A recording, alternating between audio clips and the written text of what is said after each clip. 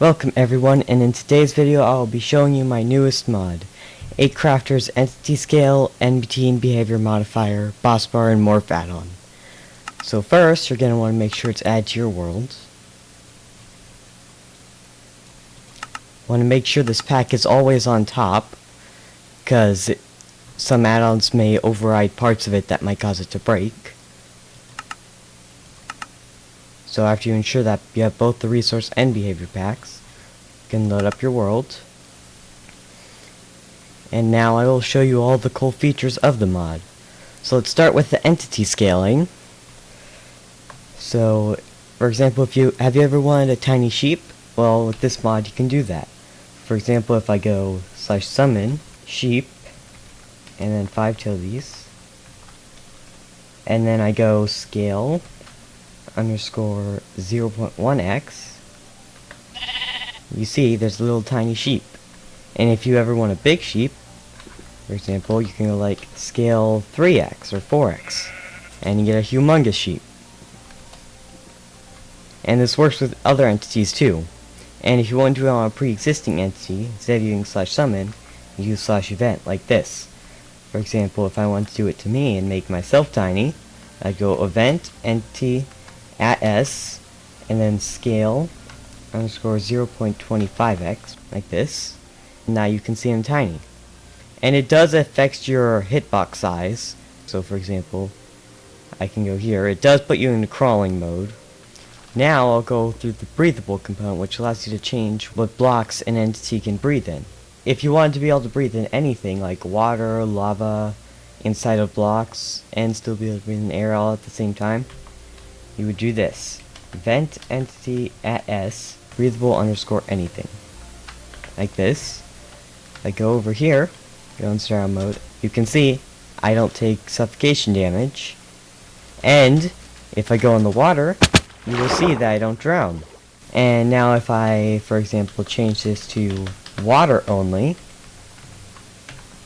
now I can breathe in the water, but the second I go out of the water, I start drowning. Now for the boss bars. So as you can see at the top of my screen, I have a boss bar there. That is actually boss bar for me. On players, it always says entity.player.name, but on other entities, it says the name of that entity, or it does name tag, and it does that entity's name tag. I go summon sheep, for example, and then you want make into boss type. As you can see, the sheep now has a boss bar, and the health does actually update when you hit it. And if I summon one with a name tag of high, you can see it says high. And then to remove the boss bar, you would do remove entity boss type, like that. Now for entity physics, you can change the kind of physics they have. Like if they have gravity, if they collide with other blocks and entities, and if they get pushed out of blocks when they're inside of one. So, for example, if I go event entity at s physics, and I go no gravity, and basically no anything, and I go in survival, you'll see I can just crouch in the air. And when I move, it's like I'm in the air, but I can't move around. But if I change this to yes gravity, then I'll fall again. But now, if I do this again, you'll see that I just start floating up if I jump. And it happens in creative mode too. And then again, if you want it to be normal, you would do physics and then whichever one that entity has normally. Or you could do reset default, but I'll just set to the player's default. Like that.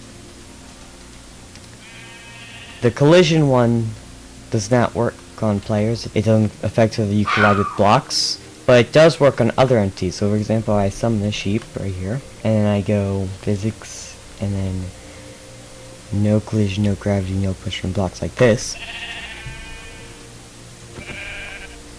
You see, it's not falling because it has no gravity. But if I change to yes gravity, it falls through the ground like that. and it'll fall all the way down to the void. Now for morphing. So for the morphing, there are multiple methods. The first one and easiest one is with the morph item. Even though when you take it out of your hand, you still look like it, if anyone goes out of your simulation distance and then comes back in, to them you'll look normal unless you're still holding the item, or if you or them relog. So with this version of it, with this method, you're going to want to either have it in your main hand or offhand. And you can see right now I'm a sheep, and I can also turn to a minecart, tripod camera, armor stand, falling sand block, LA, and then just a normal player. And that's the first method. Now for the second method, you're going to want to go on the mod page. So I go over here, you can see this one right here. This is the best method of it, though it does require you to be an operator to be able to change it. I do this, and then for example, I leave it as is. I'm a minecart. And to find what ones each of these numbers relate to, you would, over here, you would see this list. You would want the number of the model in this list -1. So you can see minecart is number 3, but that would be 2 on here.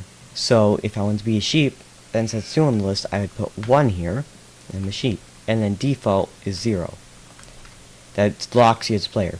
When you have this active, the morph items do not work. If you want the morph item to work again, you have to set this to -1, like this. And then this will work again. And then, like for example, if I want to be a cat, I could go 22, and I'm a cat. And with the cats, it actually toggles whether you're sitting whenever you crouch. Like this. And then again, -1 to reset back to normal. How to write anything. So if I go event, entity at s, and then I go add player family, can write anything and player, then I can click on him, and I can write him. And he can't move, except for up and down. But he can't move sideways at all. This will work with any mob in the game. So for example, it would even work on an ender dragon, or wither. So if I summon a sheep here, and I right click on it, you can see I can write it. Now if the jump thing doesn't work, you want to give the mob jump boost, and then it will. Now if you want to remove the ability to write anything, you would go and do this one. You would do add player family, reset default like this. And now if I try doing it, it doesn't do anything. Now for how to make any entity into its baby variant. So for example, if I go event entity at e type equals player, this will make all the players into a baby. The event you want for this depends on whether the entity is a player entity or not. If it is a player entity, then you want add players baby. If it's not, then you just want add is baby. I go add players baby like this. Then we all turn to baby variants, and it does change your hitbox, though it does cause you to crawl, unless you go into a really small space. And then if you want to remove it and make you normal size again, you would go remove players baby, like that. And this works on all mobs. So for example, I can summon a baby creeper like this, and you can see it spawns baby creeper. Now for how to make mobs burn the sunlight. So for example, I can summon, let's say, a sheep like this, and then I run the burns in daylight mob event on it like this. I do that, and I set the time to day. You'll see it catches on fire. And this does work on players too. So for example, if I go /event entity at s, and then burns in daylight, you'll see I catch on fire. When you're in creative mode, it flickers like this, but if I go in survival mode, then I start burning to death. And to remove this, you just do remove burns in daylight, like that. Now it won't put out the fire immediately, but it won't keep relighting you, so it will go out after a few seconds. Now for the really exciting part, which is making minecarts go faster than they're supposed to go.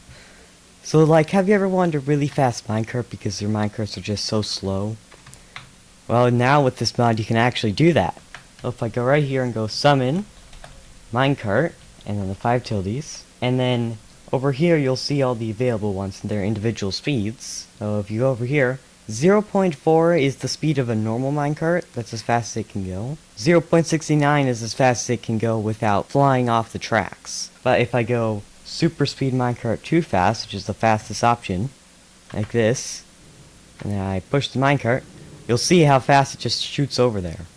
And look at how far it goes once it goes off the rail. Now if I go on here and summon one, you'll see it goes super fast and then shoots off. And if I just go super speed minecart, this one doesn't go as fast, but it still goes fast enough to shoot off the rails. And if I summon this one over here, you'll see it doesn't go quite as far as the other one, but it still goes pretty far. Now let's compare that to a normal minecart. And you push it off.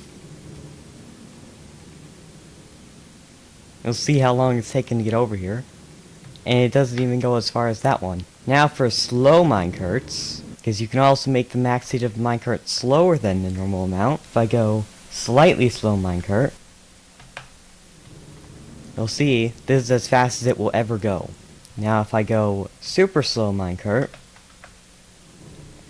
you'll see this one goes even slower. And if you want to go slow so that you can barely even see it moving, you just want the super slow minecart too slow.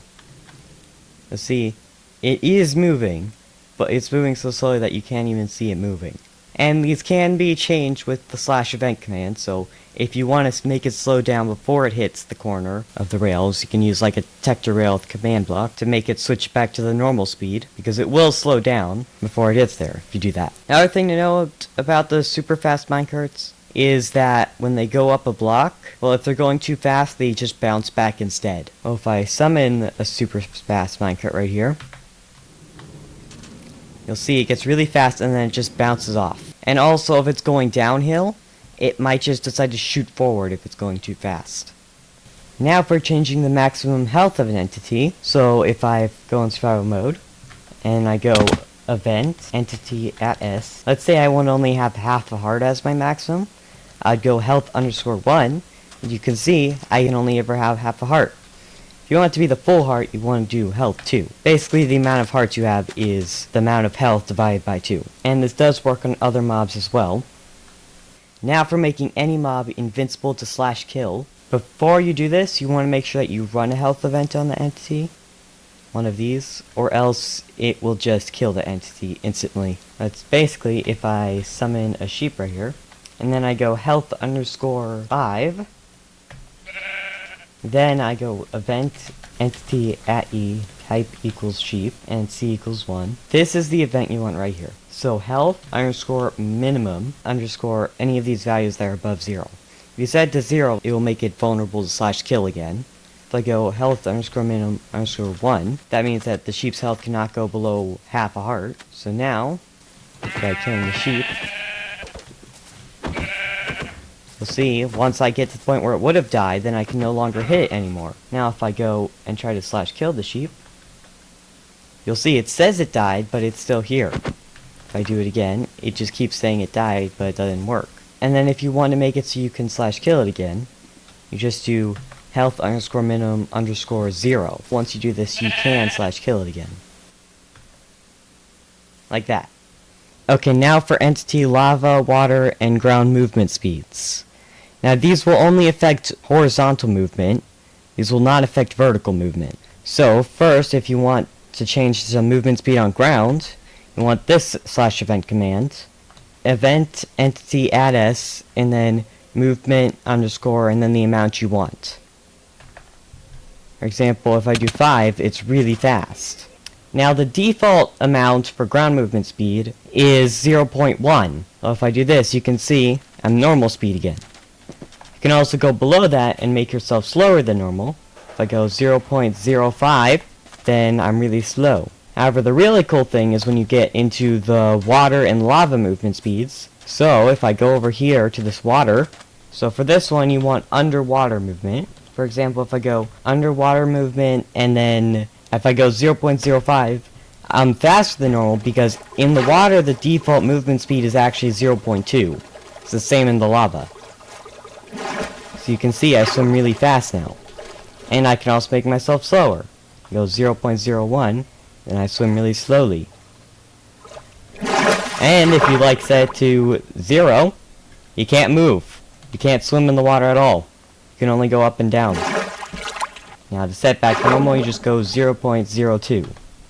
Now in entities where the default would not be 0.02, you just set to whatever their default is. Same with the lava and ground ones. Now for lava movement speeds, again, the default is 0.02. So now, if I go into this lava, you can see I'm the normal speed in lava, 0.02. However, if I, for example, change this to 0.1, then I go really fast. Now again, it does not affect vertical movement, so it still go up and down the lava very slowly. Now if you set this to a really high value, for example if I set to 100, then this happens. Just zoom to wherever you're looking instantly. Same happens in the water and on ground. Now for buoyancy, this can make an entity act like a boat. So if I go /event entity at s, point no waves, you'll see if I head over to this water that I float.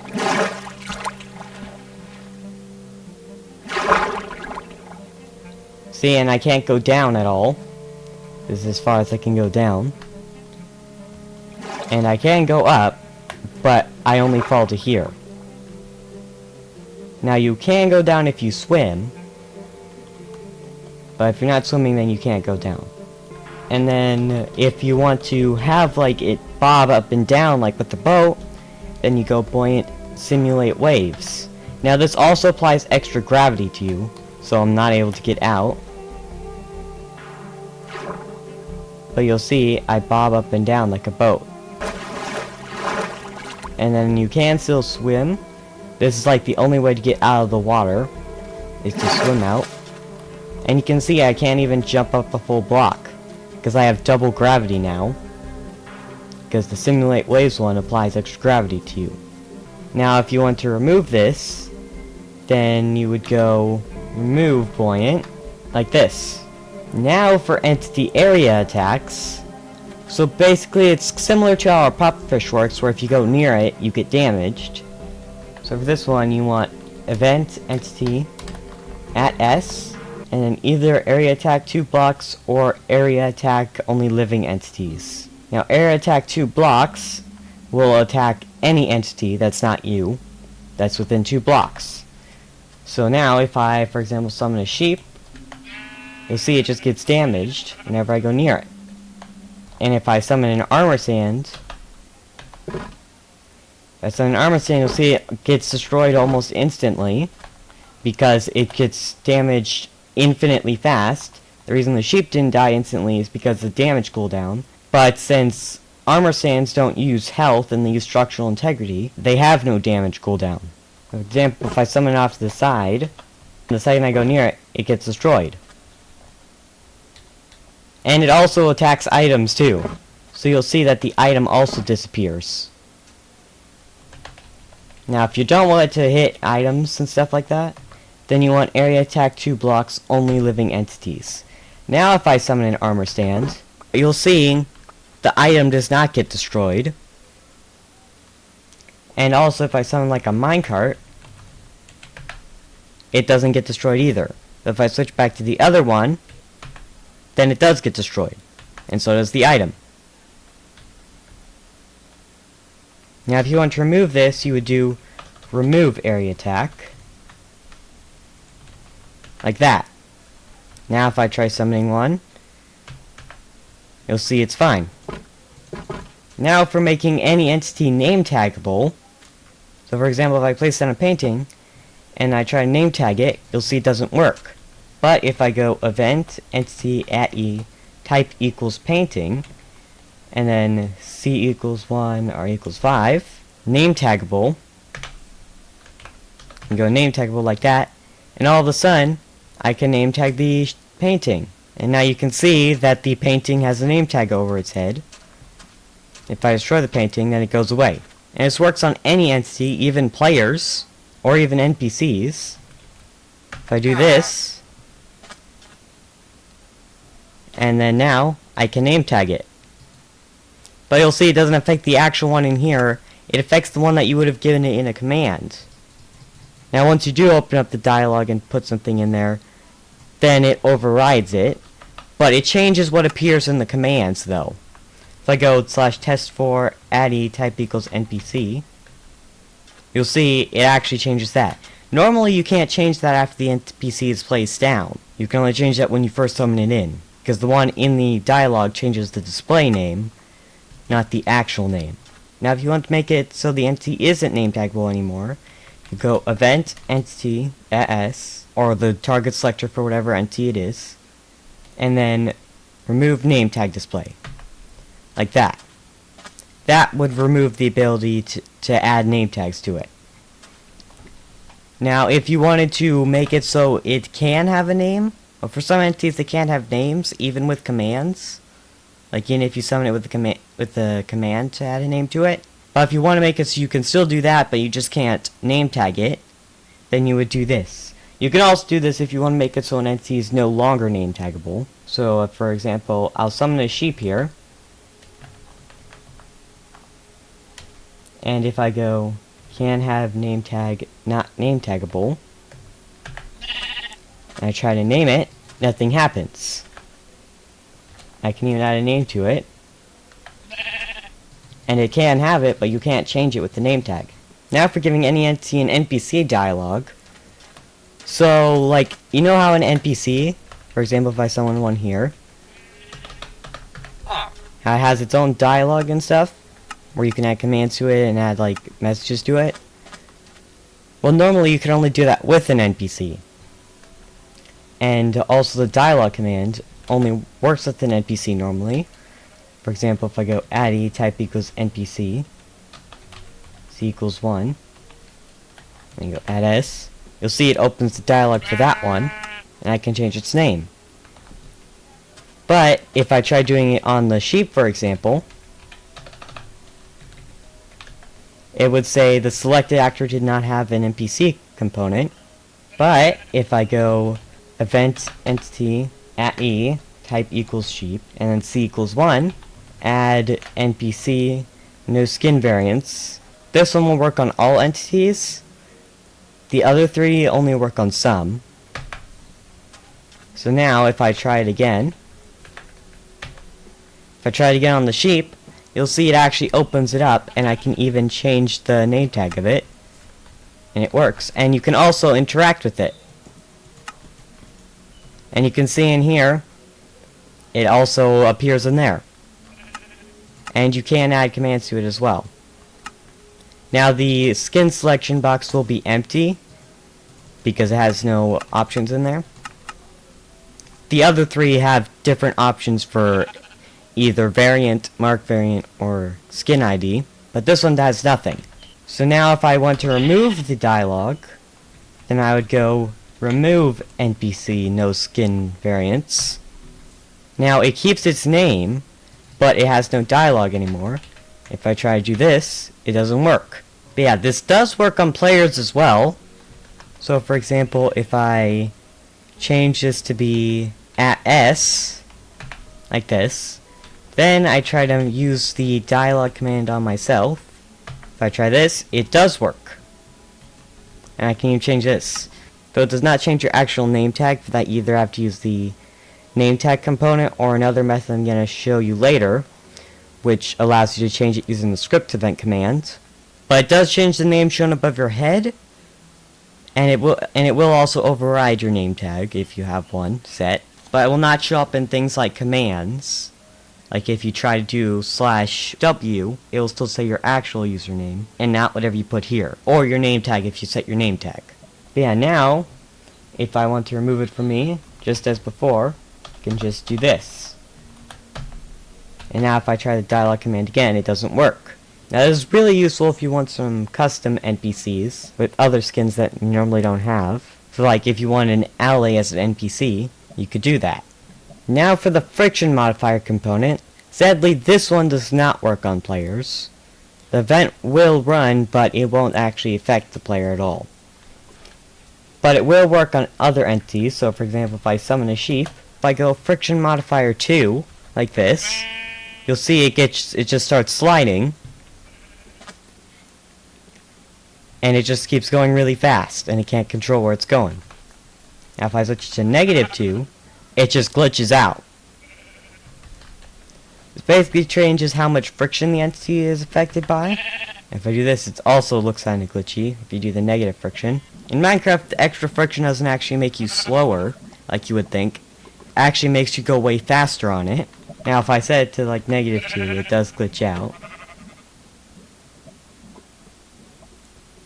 Because when you're applying that much, you have negative friction on it. When you have negative friction on it, it basically makes it go the opposite direction, and it inverts the amount of friction on it. So this can be very funny to troll your friends with. Now for something really cool, which is the isStackable component. This one allows you to basically stand on top of entities. To use this one, you'll first have to run it on yourself. Basically, you know how you can just go inside of mobs and it doesn't block you? Well, this basically fixes that. So, for example, I'll summon a sheep here with the isStackable component. Now, this will only work if the other entity also has the isStackable component. Then it will stop those two entities from going through each other. For example, if I go /event entity at s and then isStackable, like that, now I can stand on it and even jump. Though if you have it on other players as well as you, then you'll be able to stand on top of that other player as well. So for example, if I summon a clone player here, which is another feature that I'll show you more about later on, then I can add the isStackable component to it, and I can stand on it. Now if I summon it on top of me, then if I crouch, it falls onto my head, but when I uncrouch, as my hitbox fills up into inside of it, then it's not on top and it just falls right through. But if I try to jump, I can't. I can start flying, but even in creative mode it doesn't work.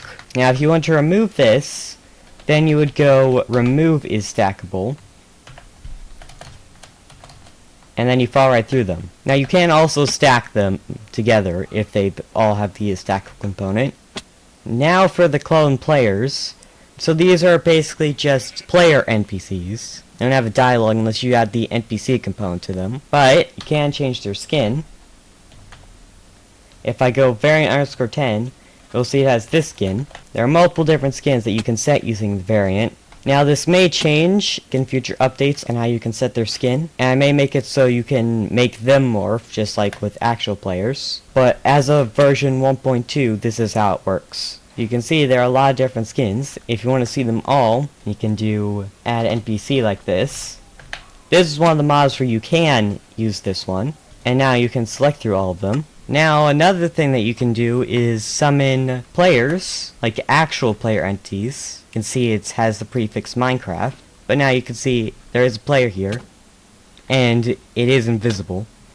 Now you can get these in normal Minecraft if you use an NBT editor to get a player spawner, or you can just use my Secret Items Behavior Pack, which is on my About page of my channel, and inside of one of the chests there's a player spawner, which spawns player entities, as well as a bunch of other secret items in Minecraft that you normally need an NBT editor to obtain. Now the reason they're invisible is actually because they don't have their first person variable set. Now for example, if you wanted to make it visible, then you would need to set these mulling variables, which you actually can do with the play animation command. So if I go play animation at e family equals player, c equals 1, and rm equals 0.01, and r equals 5, so that it doesn't target me, but it will target it. Now if I go animation.none.none, because it has to be an actual animation for this to work. This is a custom I add that actually does nothing but